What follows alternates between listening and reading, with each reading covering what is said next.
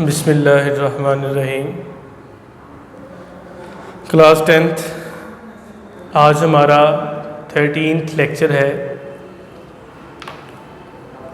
Ripple tank हम पढ़ रहे हैं। तो रिपल टैंक के 2 लेक्चर पहले आपको पढ़ाए जा चुके हैं और उन 2 लेक्चर्स के अंदर हमने बात कुछ यूँ की थी। हमने उसमें पढ़ा था डेफिनेशन ऑफ रिपल टैंक, फिर हमने कंस्ट्रक्शन की थी और फिर वर्किंग।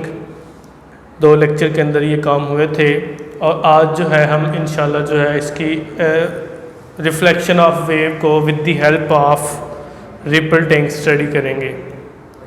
रिफ्लेक्शन, सबसे पहले आपको मैं बता देता हूँ रिफ्लेक्शन का फिनोमिना क्या होता है। देखें, अगर कोई वेव, चूँकि हम रिफ्लेक्शन ऑफ वेव पढ़ रहे हैं, अगर कोई वेव एक मीडियम से मूव करती हुई दूसरी मीडियम के साथ टकराए और टकराने के बाद दोबारा उसी मीडियम में वापस आ जाए, बात को समझिएगा।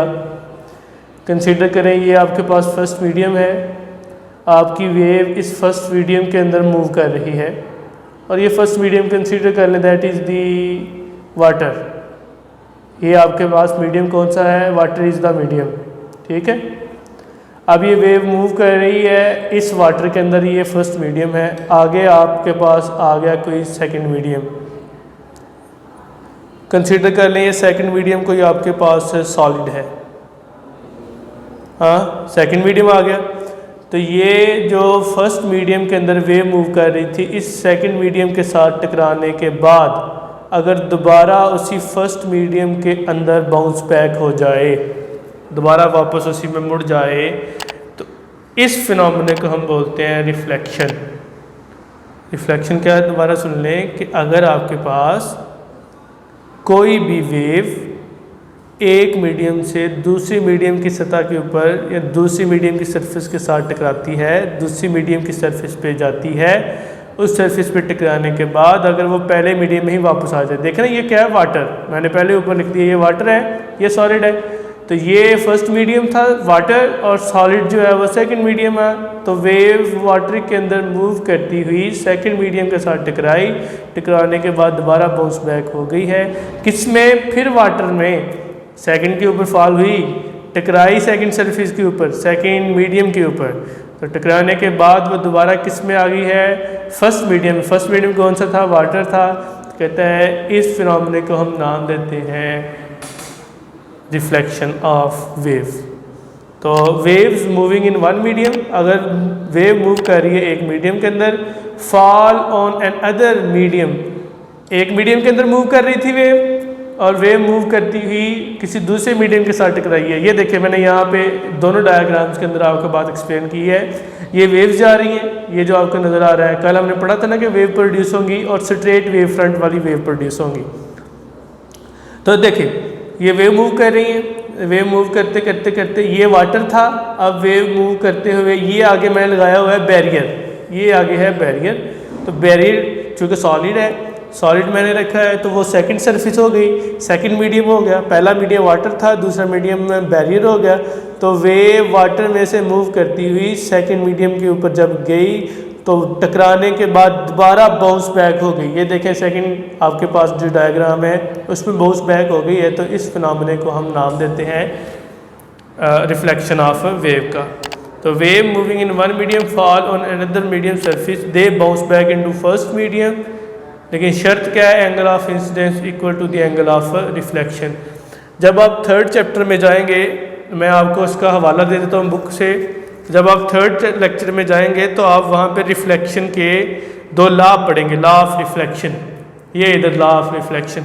तो इस लॉ ऑफ रिफ्लेक्शन में रिफ्लेक्शन तब ही अकर हो सकती है, तब ही पैदा हो सकती है जब एंगल ऑफ इंसिडेंस इक्वल हो जाए एंगल ऑफ रिफ्लेक्शन के। तो ये उसने जस्ट मेंशन किया है डायग्राम के अंदर भी और डेफिनेशन के अंदर भी कि रिफ्लेक्शन तब ही होगी जब एंगल ऑफ इंसिडेंस इक्वल हो जाएगा एंगल ऑफ रिफ्लेक्शन के।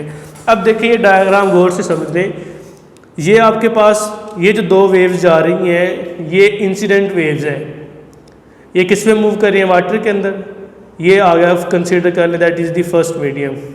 अब डेफिनेटली जब ये मूव करती हुई आगे आपने बैरियर रख दिया है ताकि आप रिफ्लेक्ट कर सकें उन वाटर वेव्स को जो सामने जा रही थी।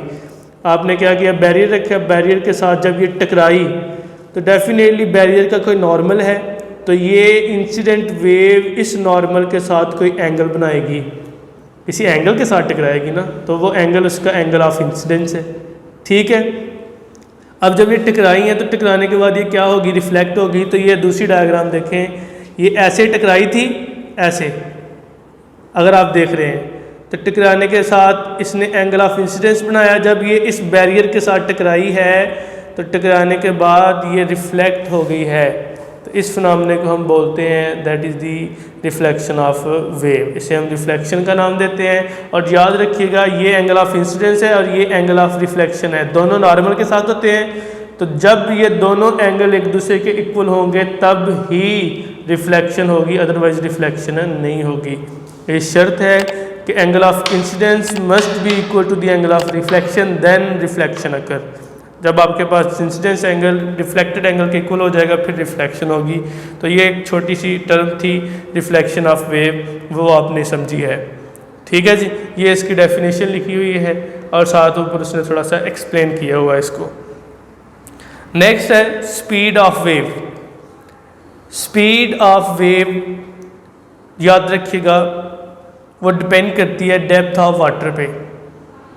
स्पीड ऑफ वेव जितनी पानी की डेप्थ होगी उस लिहाज से स्पीड ऑफ वेव जो है वो वेरी होगी।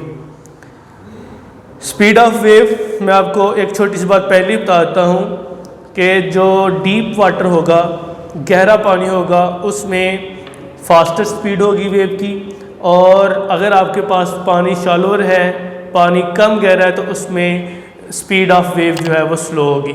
ये बात ज़हन में रखनी है आपने। अच्छा, होता क्या है ये देखेंगे, डायग्राम मैंने बनाई हुई है, इसके दो हिस्से हैं। एक मेरे पास यहाँ से लेकर यहाँ तक ये है शैलोअर वाटर, कम गहरा पानी। ठीक है, शैलो वाटर है, ये कम गहरा पानी है। शैलो वाटर के अंदर ये जो वेव है, वेव की वेवलेंथ जो है वो कम होती है। शैलो वाटर के अंदर आप देख रहे हैं कि ये इसकी क्या है, वेवलेंथ, ये वेवलेंथ है। तो वेवलेंथ शैलो वाटर के अंदर याद रखिएगा वेव्स की वेवलेंथ हमेशा कम होती है। लेकिन एक चीज़ जो बड़ी इंटरेस्टिंग है, बड़ा अच्छा एमसीक्यूज़ है, ये इंटर टेस्ट के हवाले से भी बड़ा अच्छा एमसीक्यूज़ है कि अगर आपके पास वेव की वेवलेंथ डिक्रीज़ होगी तो क्या फ्रीक्वेंसी पे फ़र्क पड़ेगा।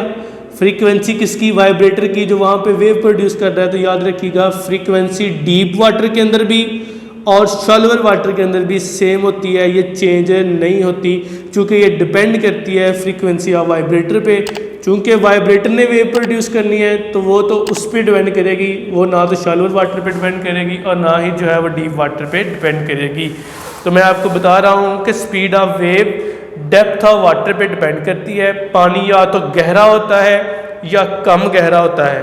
तो कम गहरे पानी के अंदर स्पीड ऑफ वाटर वेव जो है वो कम होगी और ज़्यादा गहरे पानी के अंदर स्पीड ऑफ वाटर वेव ज़्यादा होगी। ये याद रखना है। अगर आप ये फाइंड करना चाहते हैं, अगर आप ये बात इसको अच्छे तरीके से समझ लें मेरी बात को, अगर आप स्पीड फाइंड करना चाहते हैं, ये आपके जहन में सवाल आ सकता है सर कैसे स्पीड ज़्यादा होगी है। देखें, शैलोअर वाटर के अंदर मैंने पहले ही बोला है कि वेवलेंथ डिक्रीज होती है, मतलब वेवलेंथ कम होती है। तो जब वेवलेंथ कम है, अगर आप कंसीडर कर लें कि वेवलेंथ है जी लेट्स सपोज दैट के 1 मीटर, हाँ वेवलेंथ कम है वेव की शैलो वाटर के अंदर, तो आप इसको फ्रीक्वेंसी के साथ मल्टीप्लाई कर दें बाय यूजिंग दिस फार्मूला। आपने रिलेशन पढ़ा हुआ है ना, frequency, relation between frequency, speed and wavelength. तो इस फार्मूले के अंदर वैल्यूज पुट करें, वेवलेंथ की वैल्यू पुट करें, फ्रीक्वेंसी की वैल्यू पुट करें और आपके पास स्पीड आ जाएगी। और आपको मैंने बताया है फ्रीक्वेंसी ना तो डीप वाटर में चेंज होती है ना शैलोअर वाटर के अंदर चेंज होती है, ये सेम रहती है, क्योंकि फ्रीक्वेंसी डिपेंड करती है वाइब्रेटर के ऊपर। ठीक होगी बात। तो इस तरह से दो चीज़ें आपने देखी, मैं इसको वाइंड अप करने लगा हूँ। एक था रिफ्लेक्शन। रिफ्लेक्शन से मुराद ये है कि एक वेव एक मीडियम से जब दूसरी मीडियम के साथ टकराती है तो टकराने के बाद अगर उसी मीडियम में वापस आ जाए तो इसको हम बोलते हैं रिफ्लेक्शन ऑफ वेव। लेकिन शर्त ये है कि angle of incidence angle of reflection के इक्वल हो, जिस एंगल के साथ टकराई है उसी एंगल के साथ रिफ्लेक्ट बैक करे। दूसरा है स्पीड ऑफ वेव। तो स्पीड ऑफ वेव डिपेंड करती है डेप्थ ऑफ वाटर पे। शैलोअर वाटर के अंदर स्पीड जो है वो स्लो होती है और डीप वाटर के अंदर स्पीड फास्ट होती है। इसको अच्छे तरीके से तैयार कीजिएगा, इंशाल्लाह बाकी जो है वो नेक्स्ट करेंगे। वस्सलाम वालेकुम।